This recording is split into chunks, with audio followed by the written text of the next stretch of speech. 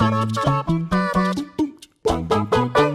everyone, what is up? It is Ewan and Josh from What Culture yet again to talk about.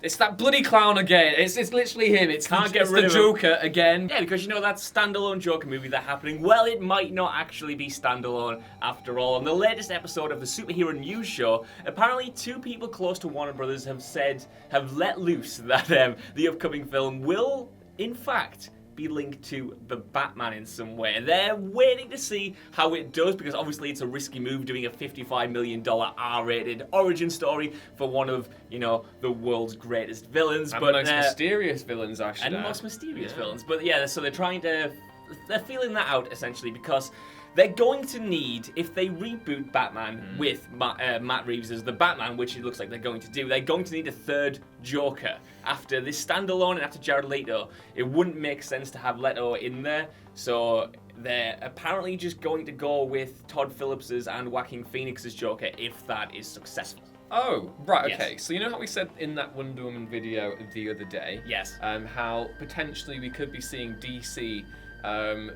soft reboot their franchise plans. Yeah.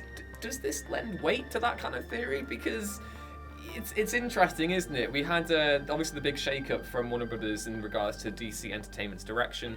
Jeff Johns left, and I think it's Toby Emmerich who's come in, and he had that little interview the other week where he was like, I think the good movies do better. Yeah. His words, not mine, even though they're very good words to live by.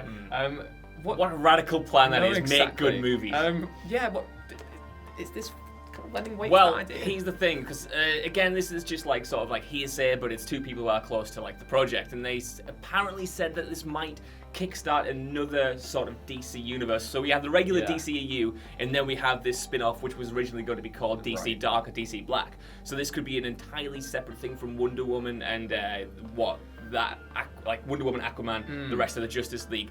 To me, that would be a huge mistake, because not only would you undermine the original universe, but that's only just starting to sort of get some traction with the likes of Wonder Woman and the upcoming Aquaman. So I don't know how you can have two universes going on, like, at the same time. You have to merge them somewhere, and Wonder Woman could maybe be the way to do that. I think what we've got here is that DC are looking at this kind of making more heterogeneous kind of universe, taking into account what Marvel have done, where they've looked at all these different source material and not just one writer, Frank Miller, and wanting to do different things that have a more universal appeal to them.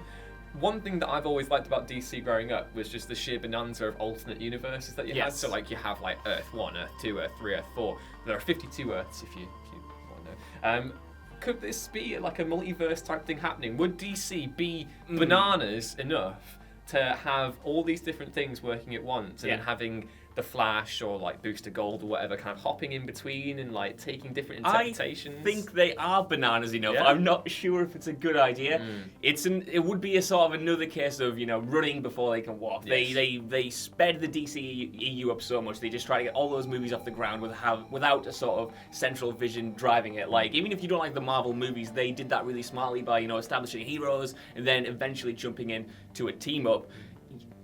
They haven't proved themselves with one universe at the moment, so I don't know how they could juggle two. I think they would have to find a way to either end one and just run with the other, or sort of merge them together. I don't know. But the idea of different like multiverses, like you said, is a tantalizing idea, and it would separate them from the competition. I just don't know if they can pull it off. Yeah, I think exactly. I think it's really interesting is that they obviously know something's wrong, something's not working, and they're looking to fix it, which is encouraging in and of itself. Whether they take the right steps is another thing altogether. I don't know what this would say about the Batman if that is linked to the Joker movie, because after all, this is like an R-rated, completely different type of film that they're used to making. So I mean, the hardest they've gone so far is like the R-rated cut of Batman vs Superman or Suicide Squad, which in itself was toned down for the end result. So I don't know how you would sort of go ahead with the Batman without either toning down the Joker movie from its R-rated kind of origins and having a sort of dissonance there, or just kind of making